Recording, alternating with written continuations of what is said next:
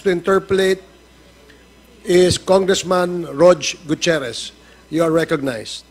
Thank you, Mr. Chair. Magandang hapon po sa atin lahat. Mr. Chair, to begin with, I'd like to direct my questions to Ms. Ronalyn Baterna. Please proceed. Ma'am, magandang hapon po. Good afternoon po, Mr. Chair.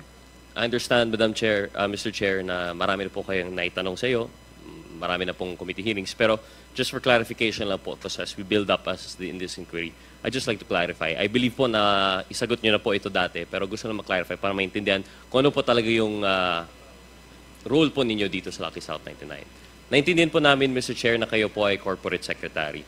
Nabanggit rin ni Congressman Anjong, and you have confirmed na kayo rin po yung tagapamahala ng gate pass ng PORAC. But Mr. Chair, nabanggit po ninyo na kapag dealing po with Lucky South 99, ang kilala nyo lang po dito ay si Ms. Cassie Ong. Tama po ba? Tama po, Mr. Chair. Pero Mr. Chair, may nabanggit rin na merong mga abogado na minsan, through them, kumakausap po sa inyo. Kung saan po galing yung mga dokumento na pinipirmahan ko po? Itong mga abogado po, they confirm they represent si Ms. Cassie Ong or they represent Lucky South 99? Ms. Cassandra Ong po yung kausap, Mr. Chair. Hindi ko po alam. Ms. Cassandra Ong kausap. Opo. And for the record, kasi nalito po ako naalala ko po at one hearing, may kasama ko pong isang abogado at the next it was another. Sino po yung mga abogado na nag-contact po sa iyo on behalf of Cassie Ong?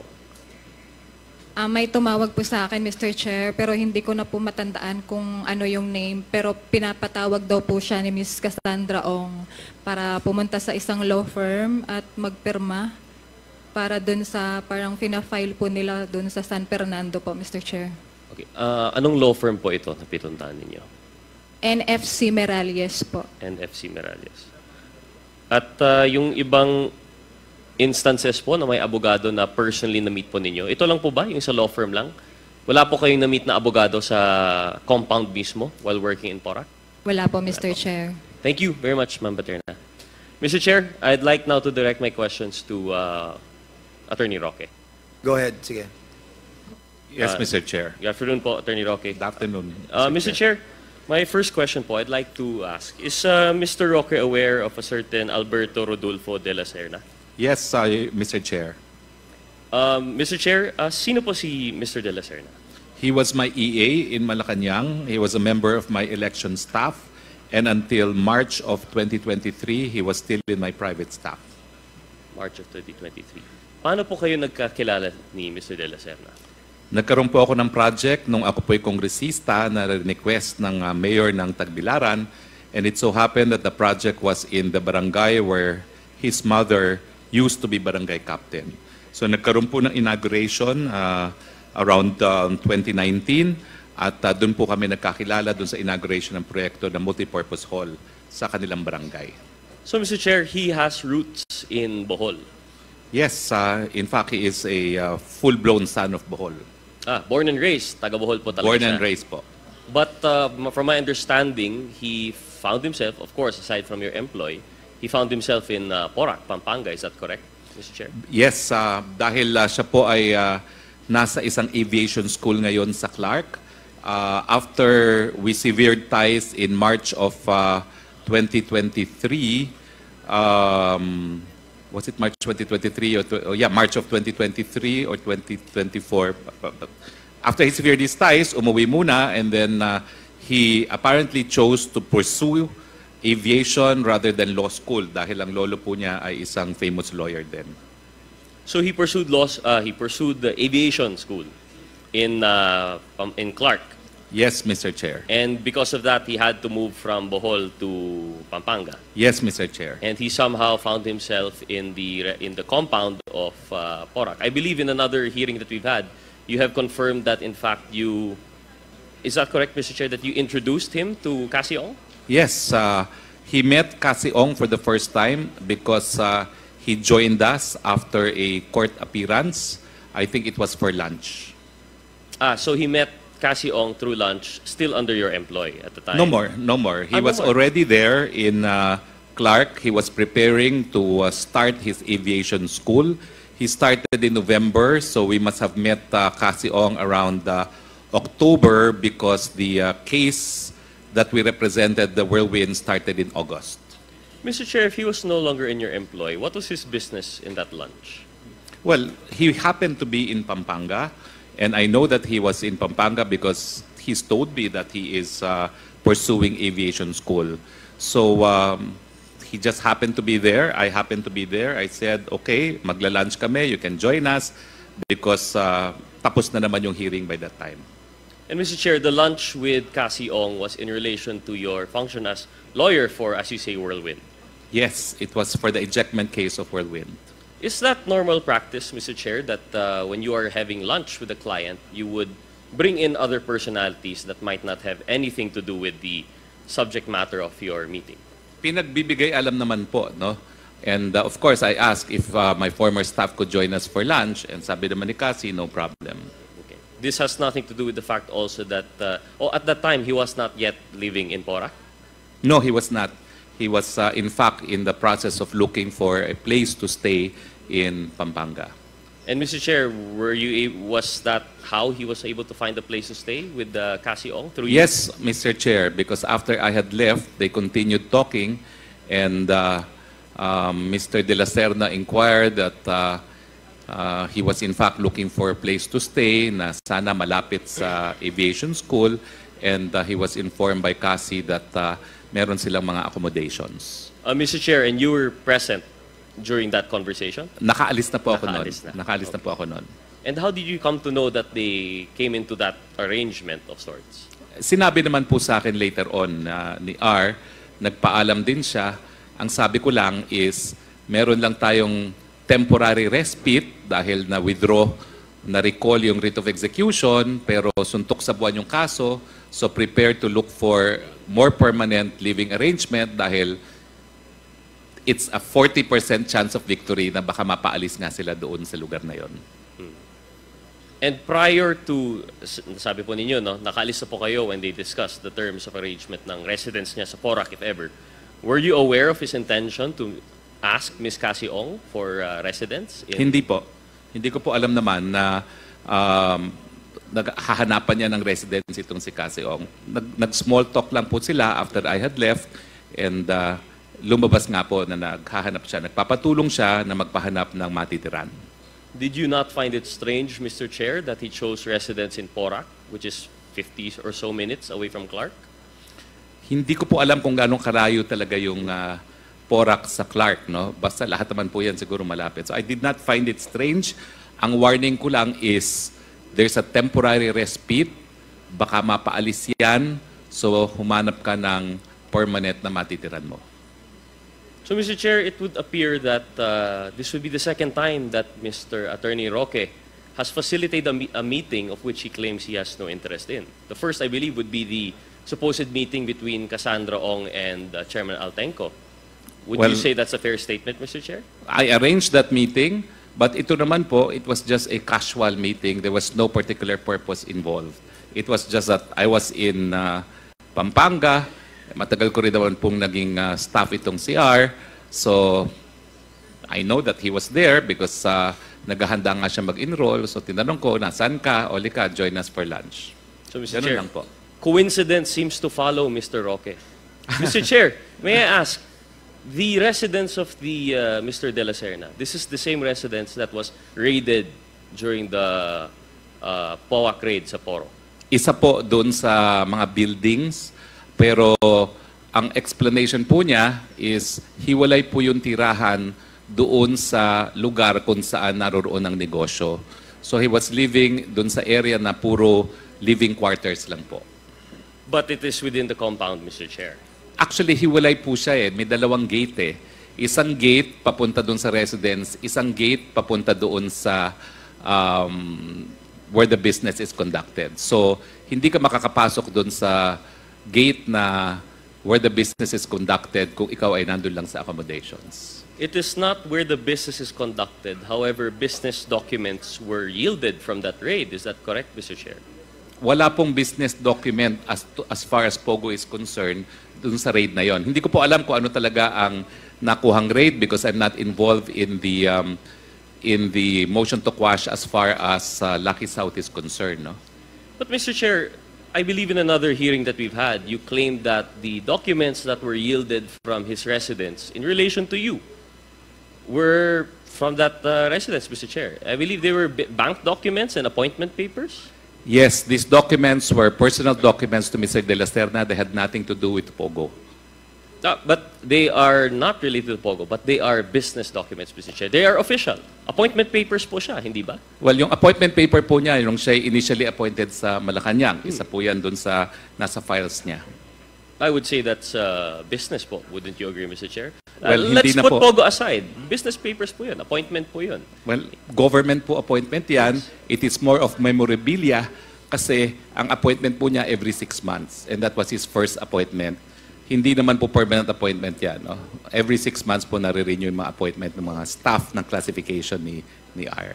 Are your banking documents also memorabilia, Mr. Chair? No, but the banking documents were appended to a visa application because naimbitahan po ako ng Ukraine at meron pong gera sa Ukraine. Nabago po ang mga plano. So yung mga original na dapat kasama ko umatras. So ang sabi ko, kung wala ka pang ginagawa, at sabi niya, wala pa naman, di pa naman siya nagsisimula, samahan mo ako dito sa Ukraine. So ura-urada po, we had to get a visa from the Polish embassy kasi dun po ang entry point to Ukraine. But the Ukraine government, being the sponsor, arranged our visa for Ukraine. Thank you, Mr. Chair, for that very long history of the appointment papers. Mr. Chair, so yung residence po niya in that compound, or you say it's separated by a gate or two, it is the same place that has been raided by PORA. That was raided in also the Porac. same office address that is subject of the two subleases between Whirlwind and Lucky South 99. I am not sure po because from the news, I know it's 49 buildings. Plus, meron pang separate corporate office na parang hotel. No? So I am not sure if that's the same address. But that address is the same subject of the ejectment case that you were handling. Is that correct, Mr. Chair? Yes, but the ejectment case was on the basis of transfer certificate of title, not address, Mr. Chair. So your supposed dealings with Whirlwind were discussing the same subject property. The sublease, at least based on our records, as you say, there are 49 buildings, but I think the area properly describes the same subject area. And this is also the place where Mr. De La Serna's residence was and where the raid yielded documents related to you, Mr. Chair. Yes, Mr. Chair, it's a 10-hectare property which consists of 49 buildings in addition to what used to be hotels, I believe, being used as offices, not just by Whirlwind but also by the lot owners, the crews. Mr. Chair, akala ko po sabi po ninyo na di nyo alam kung kasama po ito sa Alin subject po? ng sublease, that particular building.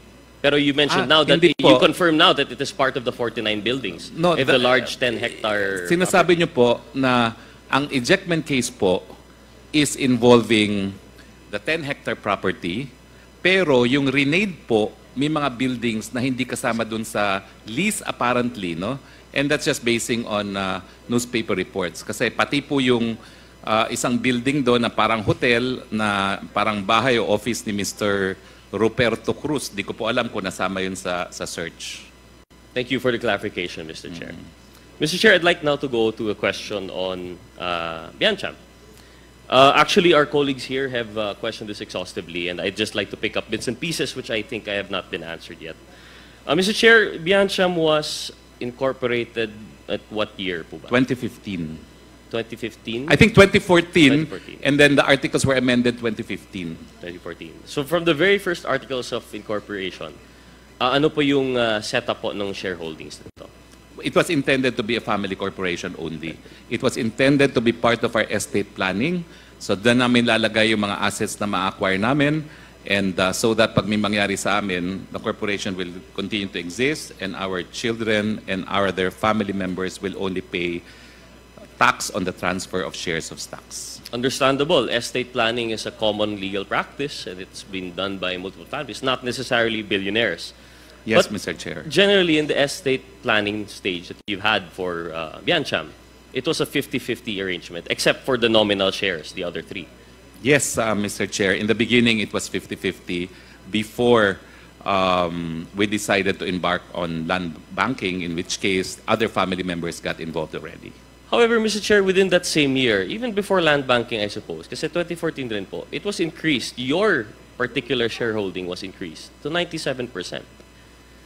Well, yung 97% po, I don't remember because it is 2014 and 2015, no? Pero ang importante po talaga is it will serve as estate planning for the family. It will hold title to our properties, although hindi mo namin in-include ang family home, no? Because the family home naman has a specific treatment under the Civil Code. Mr. Chair, I just find it curious kasi po kung estate planning po talaga ito, it usually considers the husband and wife, which Yes. you did verily consider when it was first incorporated.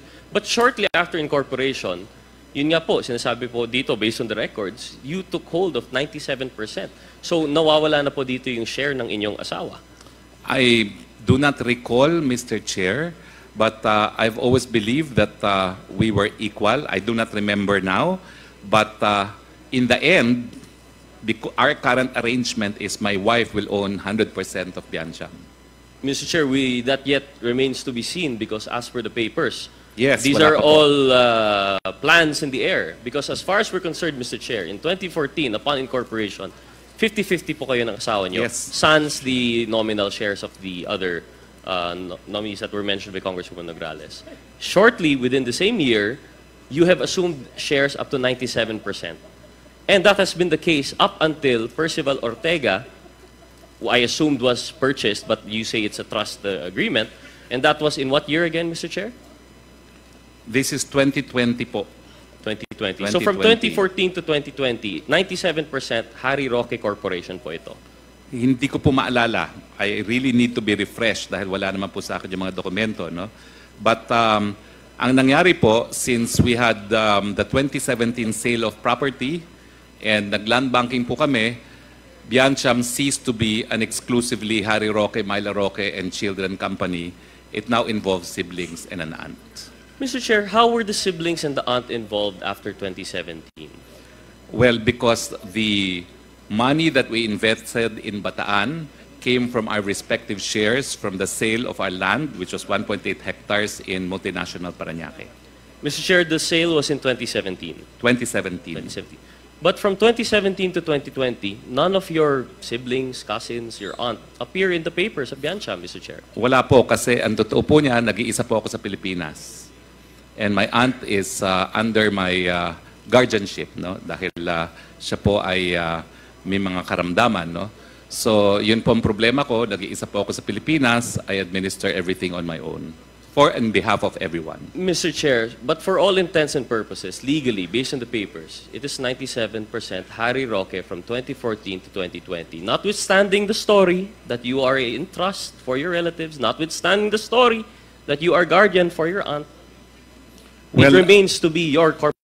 we have a trust agreement where I recognize the share of my other family members. Mr. And Chair, that- really Mr. quickly, Chair. sorry. Trust agreement in 2020. Well, ito po yung 2020 na binigay naming trust agreement nga kay Attorney Percival Ortega.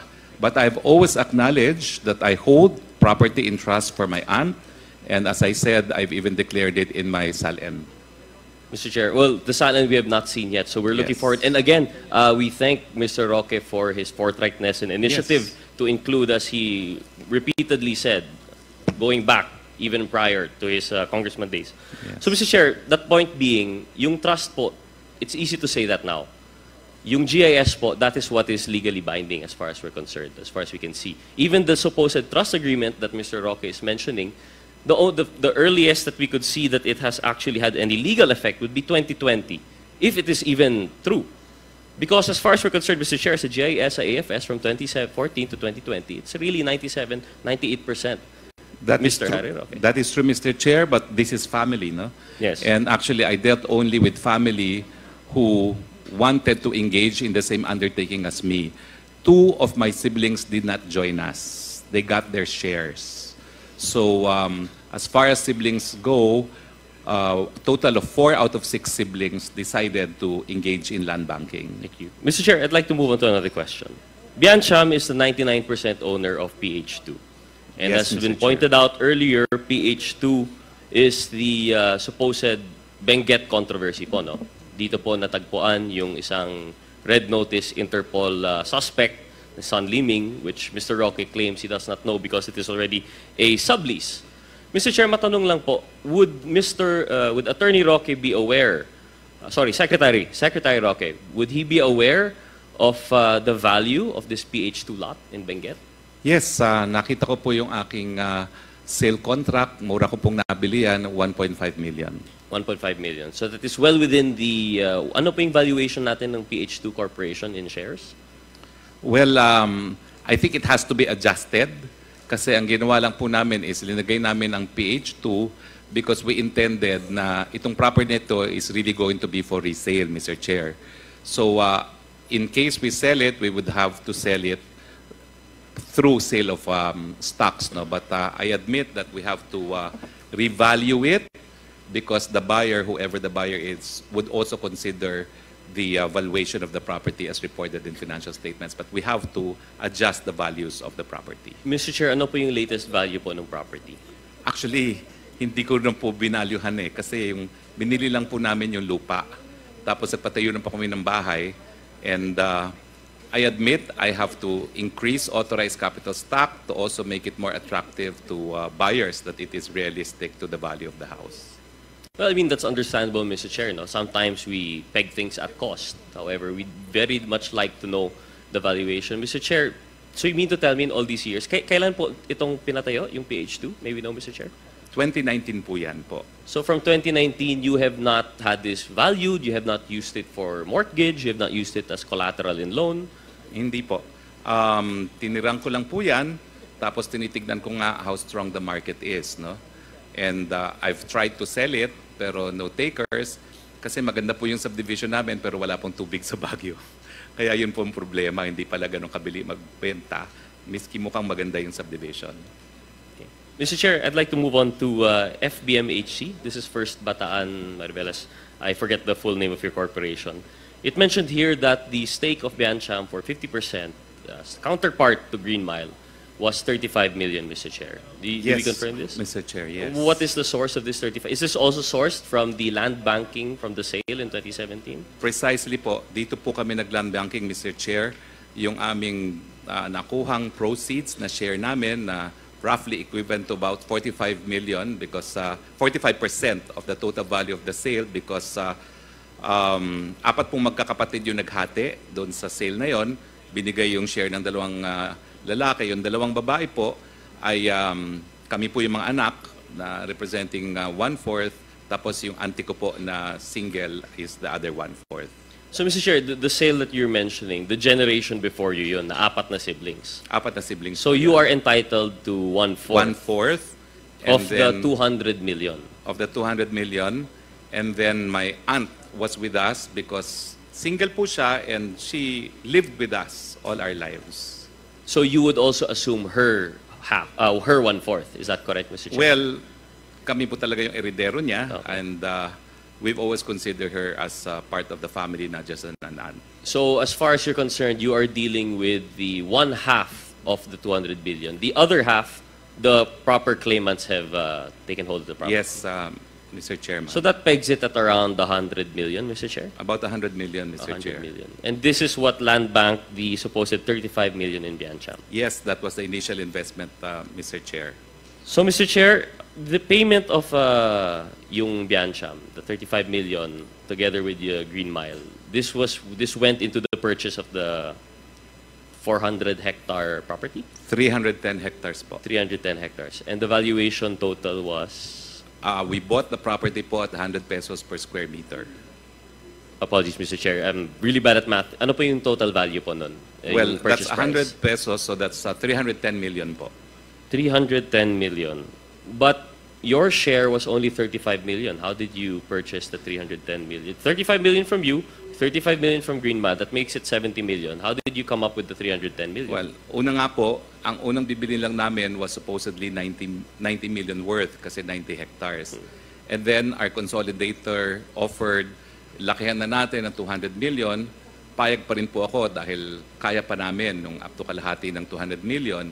Pero nung natapos na nga po yung 200 million, sabi ko hindi na namin kaya yan, ikaw na yan. No? So my partner on his own proceeded to purchase other property para lang makumpleto yung buong bloke. Pero hanggang ngayon po, hindi pa rin po kumpleto yung buong bloke. Thank you, Mr. Chair. So, okay, 35 million supposedly for a 35 million from you, 35 million from Green Mile to purchase a 90 million worth hectare property, but somehow you're able to refinance your way to 300 million. Hindi po refinance, we just coughed up additional capital. No? So, ang sabi ko po, we invested a total of 95 million and my partner coughed up the difference between 310 and 95. So, Sorry, mga Mr. Chair. 200 po. This is a 50-50, not a JV, no? It's a new corporation between Green Mile and Biancham. Biancham coughed up 90 million or you coughed up 90 million? Well, it was in the name of Biancham, pero ang ginamit ko po nga is yung pera from the proceeds of the sale. Mr. Chair, why do we... Mr. Chair, I'm sure you understand the difference in legal personality between you as heirs, as beneficiaries of the sale, and Biancham, which is a separate legal corporation. How come we treat it as if the money that you get as your personal, as an heir, you can easily reinvest on behalf of Biancham? Well, because we intended to reflect everything at some point, no? And we're in the process of doing that po, no? We are in the process of doing that. Medyo tedious nga lang yung process, the accounting process, no? Because this is actually property for stock transaction already, no? But mas convenient po yan kasi ang sabi ko nga, lahat po ng kapatid ko nasa abroad. So, hindi po sila makapirma ng every time may bibili ng property. So, ginagamit po namin yung corporate vehicle. At saka ang bumibili naman po is yung First Bataan at shareholder lang yung Biancham. So, we provide the capital when needed, but up to a certain amount. Mr. Ganun Chair, lang po. this is, as a lawyer, you made purchases out of convenience at the risk of legal infirmity? Hindi naman po, because this will be reflected, no, in the shareholdings. No? And that's what we're doing right now. It's a bit tedious po, lalo na dahil namatay nga yung aking tiya at meron ng estate aspect ito, but it's being done now. Mr. Chair, is this convenience in relation to your siblings, or is this inconvenience to the fact that Biancham is 97% owned by you? Hindi na nga po, kasi inaamin ko naman po na yung mga kapatid ko ay merong share dyan sa Biancham. Hindi ko po yan pinagkakait. And they Mr. know Chair, that. apologies. It's very difficult for you to say that they are entitled to a share when legally they are not in the papers. I understand your intention to bequeath to them, perhaps their fair share eventually, but as far as we're concerned, when we talk of this corporation, it is you and only you, Mr. Chair. Wala pong kinalaman yung inyong kapatid po dito, Mr. Chair. Mr. Chair, kaya nga po dyan pumapasok yung pagiging kapamilya.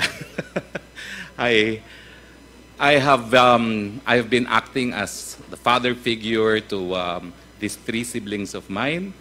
I have never intended na gulangan ko sila, and they trust me completely, no? Because I don't do anything to breach the trust. Diyan naman po pumapasok yung pagiging kapamilya. Thank you. Mr. Chair, I'll move on po, no? Although I'm sorry, I find it very hard to believe that legal luminaries such as Attorney Harry Roque would allow for legal infirmities in these very, very sensitive and serious transactions, which involve not just millions, but the hundreds of millions. Now, Mr. Chair, I'd like to ask, and again, we appreciate your initiative to have submitted the sale of the property in 2017 and that you have so kindly explained to us now. We also appreciate, and personally, I do appreciate your concern regarding the trust that you have this with your family, the privacy that you're seeking. But I hope, Mr. Chair, that Attorney Roque understands that there are some questions that are left unanswered. And as much as we would like to respect this story of family and privacy, there are just some questions that are left unanswered po, no? So, going back, we have this, the 35 million in FHBMC, which is not properly written in the books. He mentioned 35 million upfront he spent for Biancham from the sale. Then he also mentioned an additional 60 million which he coughed up from the sale. That puts it at 90 million just in FHBMC alone. Mr. Chair, how can we explain then, in 2017, Biancham reported, as was pointed out by Congresswoman Luistro, 60 million in cash and 125 million in cash advances. This is way beyond your share of the sale, and this is way beyond the whole purchase price of the sale, Mr. Chair. Mr. Chair, yung cash po na 60 million is precisely what was used for the land banking. So, dun po ginastos yung cash ng kumpanya para bilhin po yung mga lupa. Mr. Chair, you mentioned 2017 po yung land banking. 2017 po yung bentahan. Bentahan. Opo. And the purchase of the Bataan property was when? Started in 2018 po. 2018. But the recording of the 60 million in cash under Biancham, not under First Bataan, it is Yes, under Biancham. yes. Was only in 17. allow me to check, Mr. Chair, for the period of 2018. 2018 nga po. So, yun nga po yung ginamit namin for the purchase, preparing nga po for the land banking. So, pinasok na po yung cash doon para lahat ng mabibiling mga property, yun yung marireflect na contribution po ng Biancham. No, Mr. Chair, when Biancham was in receipt of the 60 million pesos in cash, and Mr. Chair, would you care to explain the 125 million in advances dito sa AFS? Well, ang advances po kasi is, yun po yung mga binibiling property na hindi pa po na-increase ang authorized capital stock. Now, at 2017, well, actually po kasi itong recollection ko talaga, no? Although ang records namin, mas alam po na aking partner, but I have a list na ang aming recollection, well, at least ang listahan ko is 2017, nagsimula kaming magbayad. So, ang recollection ko po is sa 2017, nagbayad kami ng kano ba ito? 102 million. Tapos, ang 2018, we paid 96,302. So, yan po yung mga cash advances na kinakailangan i-convert into equity later on. Dahil ang advances po talaga kapag pinurchase ng property will have to be converted into shares. So yun po yung allowance para nga ma-recognize yung mga cash advances to go to the people who in fact provided the capital. Apologies, Mr. Roque, perhaps I'm not as adept as you in your corporate matters, but it just does not add up, Mr. Chair. Like I mentioned, it was in the AFS 2018 in which, for the period covering up to December 2018, that you reflected 60 million increase in cash and 125 billion in advances for Biancham. However, it was actually in 2017 where you already reported payment of 35 million for FHBMC. Yes. Okay. So how come, Mr. Chair, you have reported already as early as 2017 in FHBMC, which means Biancham has already invested in FHBMC, and then only belatedly in 2018 recorded cash for the statement ending December 2018. And the property sale was in 2017. And not only that, Mr. Chair, one more thing, why it does not add up. Sabi po ninyo, yung 60 million cash earlier was not for FHBMC. You mentioned it was for purchase of shares, which there was no increase of shares in the GIS of Biancham, nor in FHBMC. Well, let me clarify now, no? Unang-una po, cash went out even before the sale was perfected. Kasi meron po kaming another legal to sell. infirmity? Hindi po, contract to sell. Kasi siyempre, initial payment ka, hindi naman po lahat yan outright na deed of sale lahat. So meron pong mga pagkakataon na nasa ng titulo, yung mga iba po kasi wala pang titulo, yung mga iba, kailangan pang isettle ng estate. So meron po kami mga cash advances talaga na may mga kontrata na contract to sell dahil hindi naman po sila lahat deed of absolute sale kaagad. So in fact, ang unang linabas namin, and I remember this now, is sometime in 2017, pero wala pa pong deed of sale yon kasi parang 40% ang binayaran namin and they have to submit everything, no? Including titles before so that we can commence with the deed of sale.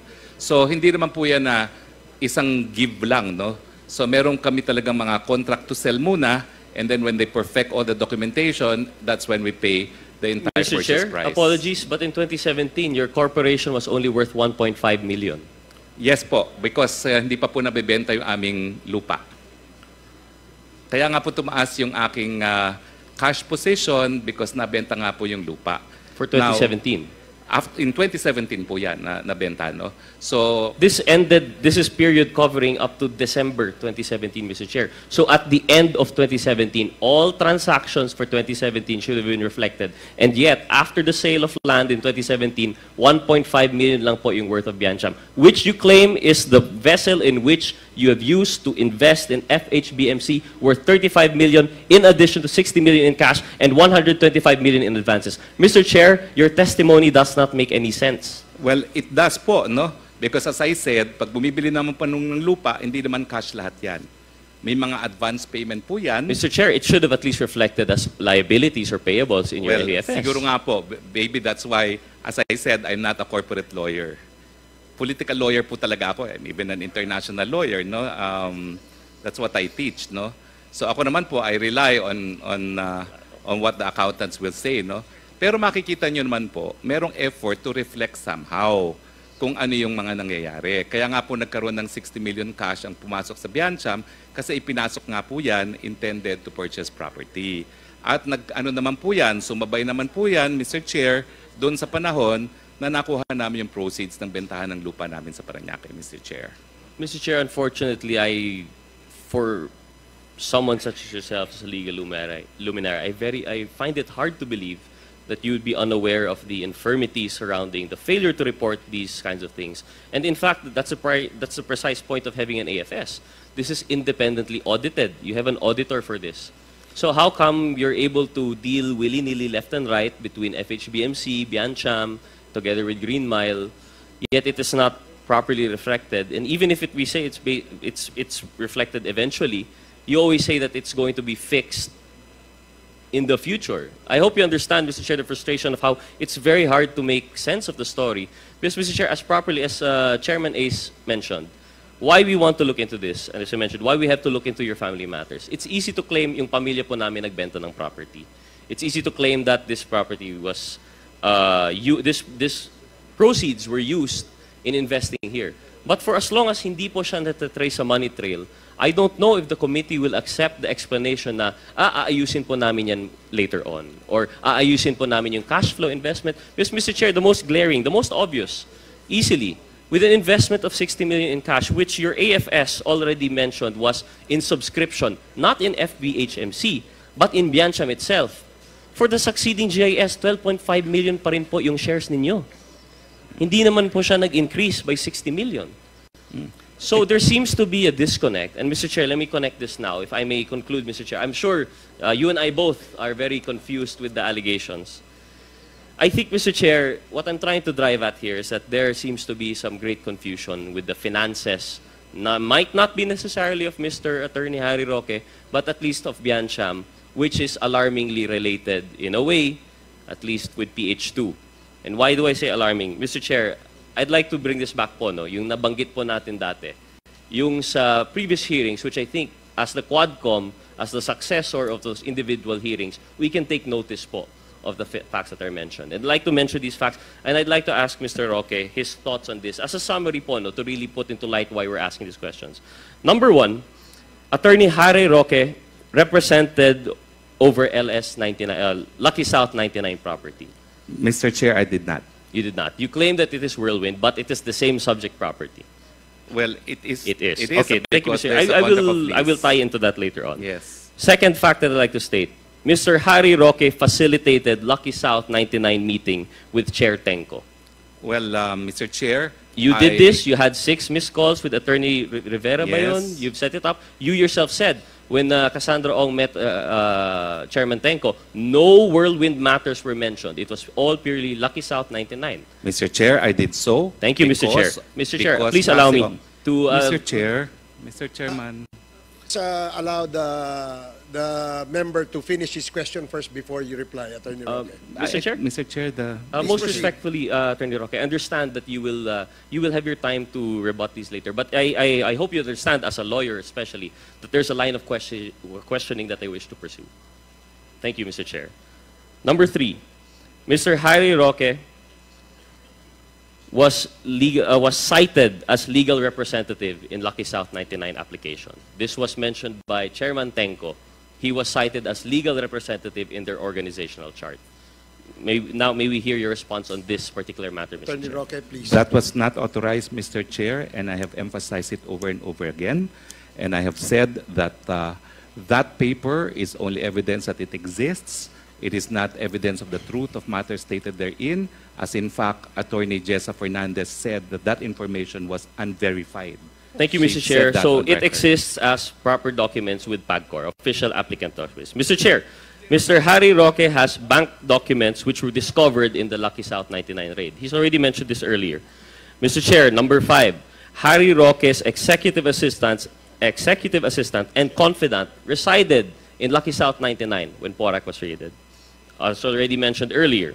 Number 6, Harry Roque's subsidiary, Biancham, owns 99% of PH2, which housed San Liming, Red Notice Interpol suspect who has links and is cited as IT administrator of Lucky South 99. Number 7, Harry Roque's holdings have, well, we still have to discuss this, but I believe, as far as we're concerned, legally, putting aside your story of family, has unexplained increases worth 60 million in cash, 125 million in advances, and 35 million in investments in FHPMC. And lastly, Mr. Chair, the last point was actually about the 35 million.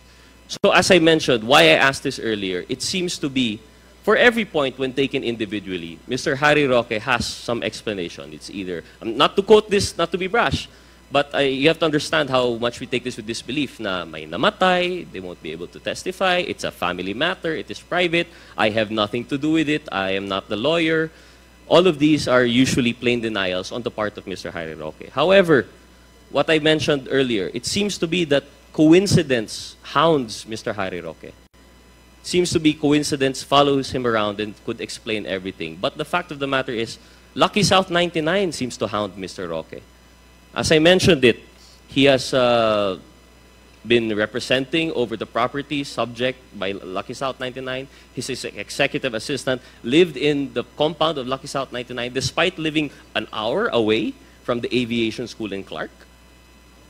He also has he has arranged the meeting between Cassandra Ong and Chairman Tenko, which he says was supposed to be whirlwind, but as far as we're concerned, and the testimony not by Harry Roque, but by Chairman Tenko himself, was that all that they discussed was Lucky South 99 matters. And the list goes on and on, the back documents found there. It is mentioned that it's because it is memorabilia of his EA.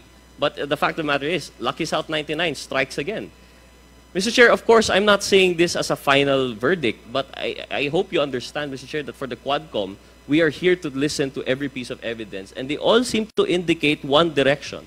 And the missing piece now, I think for me it is clear. I don't know with the rest of the members of the Quadcom. At best, there is a link with Lucky South 99. At worst, this is a terrible, terrible string of coincidence.